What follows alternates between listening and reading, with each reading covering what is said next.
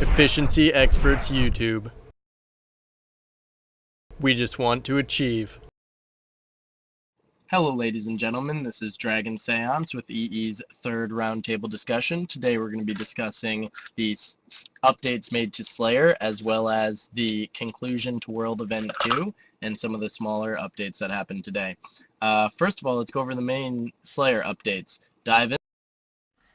Alright, so today a number of updates happened to the Slayer helm, and there was also some social Slayer updates as well.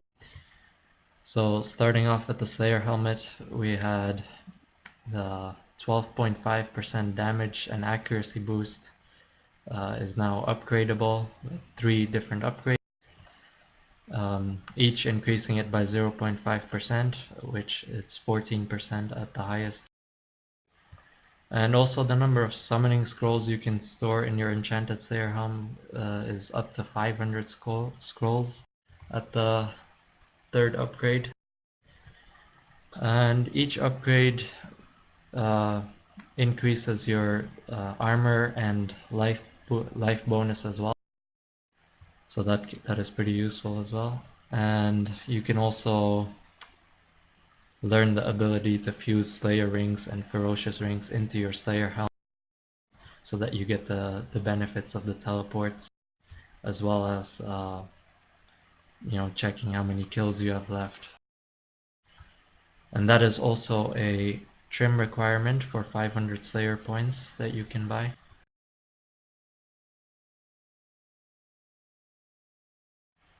And other than that, there was, moving on to social Slayers, there were 3 different skins added for Freezy, the baby Ice Strike Worm. You can buy all these with co-op points, just like the other ones. And there's a Runtable pet added as well as the ability to share teleports and share protective equipment. Also, there were changes to the range abilities. There were 2 range abilities were changed. One of them was the Snapshot ability, which had its damage updated.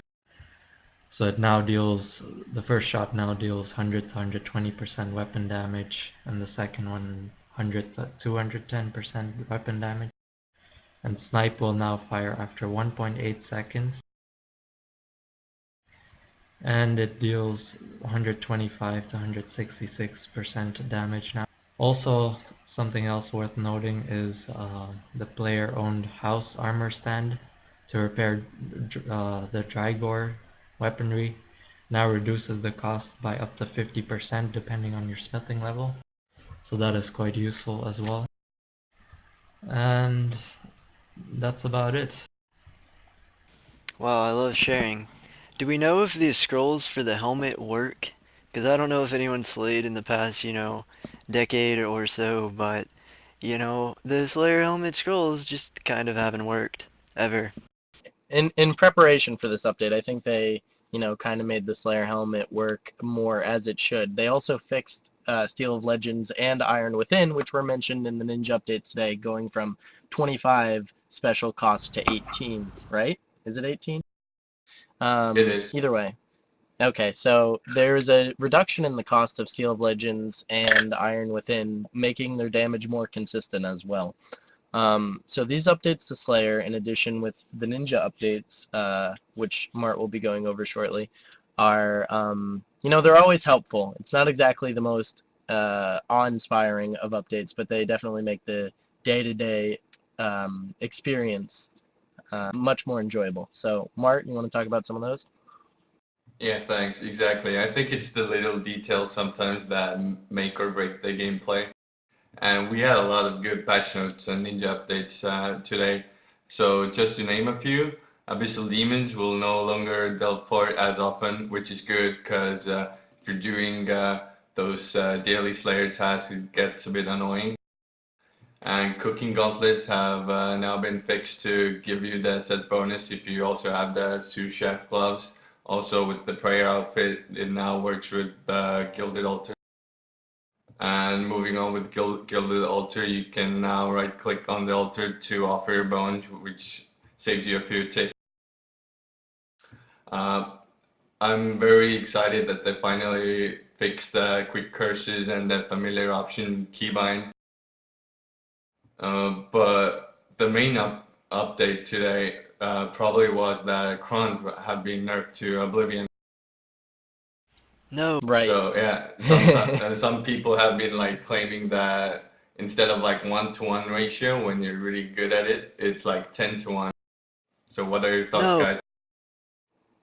No. Exactly. This is horrible.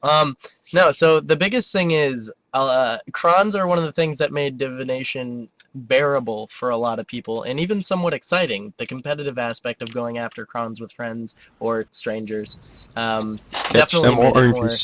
Yes, exactly. So crons were something that made divination more exciting rather than a copy-paste rune spam skill.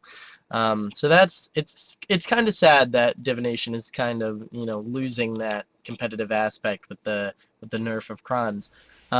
However, a lot of people are expecting the Frenesque introduction to introduce a D&D for divination or something that will allow you to get divination other than just siphoning. Now, one thing that we didn't really mention as part of the ninja updates was besides the sous chef fix, blacksmith also works using goldsmithing gauntlets. Now, it's not very important for most efficient players, but it's something I feel that we should mention. So yeah, the cron issue is...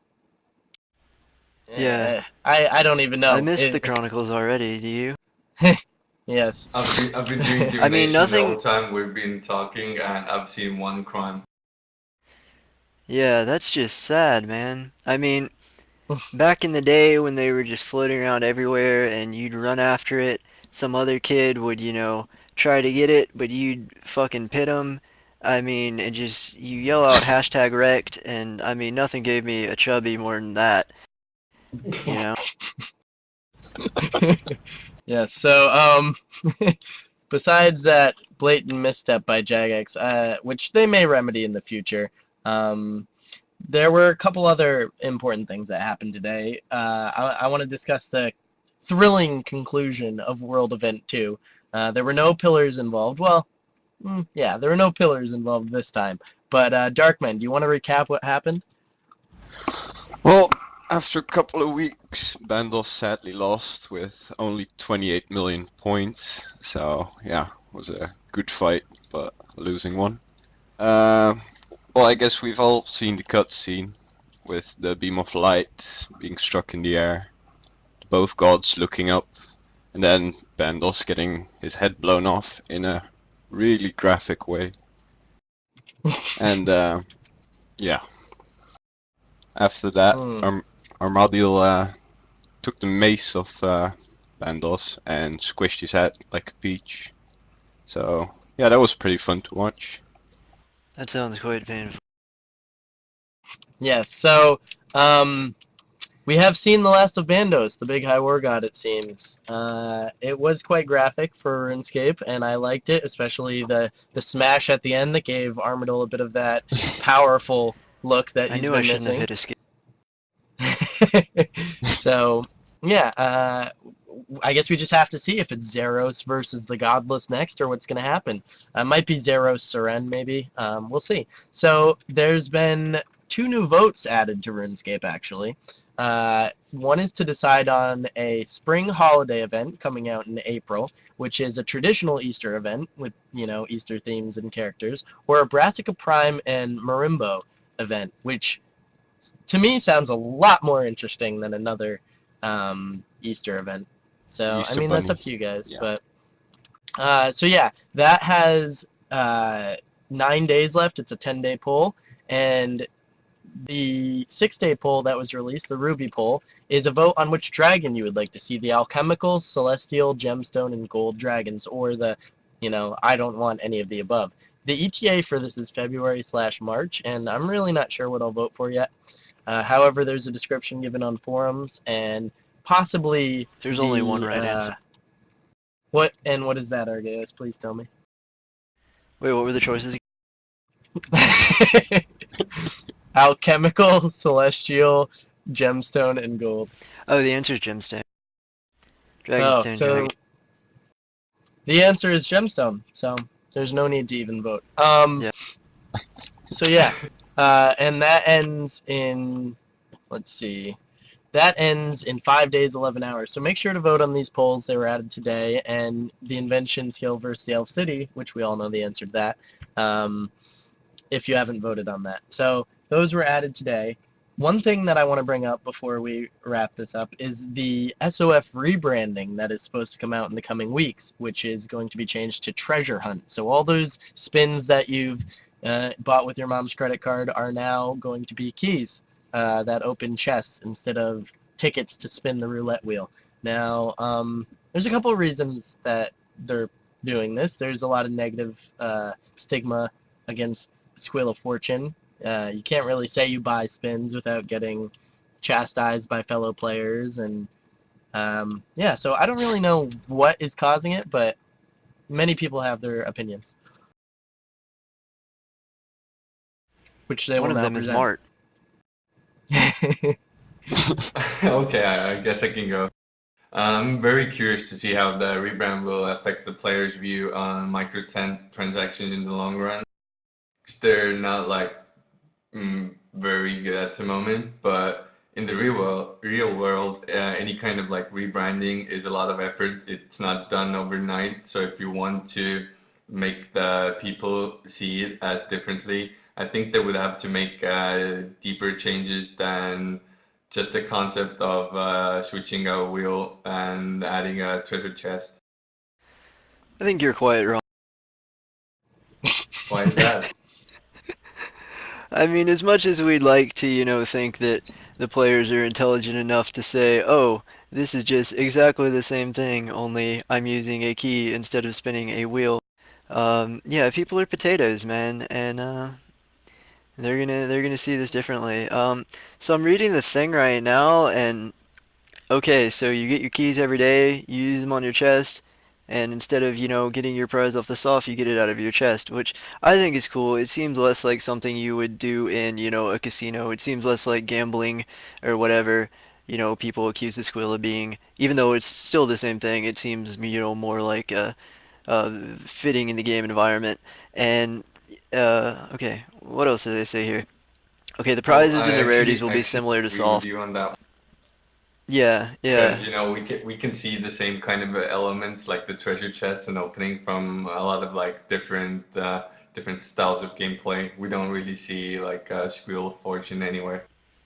Yeah, exactly. It's like that's a casino thing. It's not a game thing. In games you run around and you open chests with keys. That's not gambling, right? But I mean it is in this case. But okay, okay, yeah, and they're gonna tweak the things so they're relevant to your character's skill levels. They already do that, so I don't know why they said that. So yeah, it's basically just a new interface for the Solf and a new name and a new spin on it, if you will. Oh shit. Yeah, like a rework.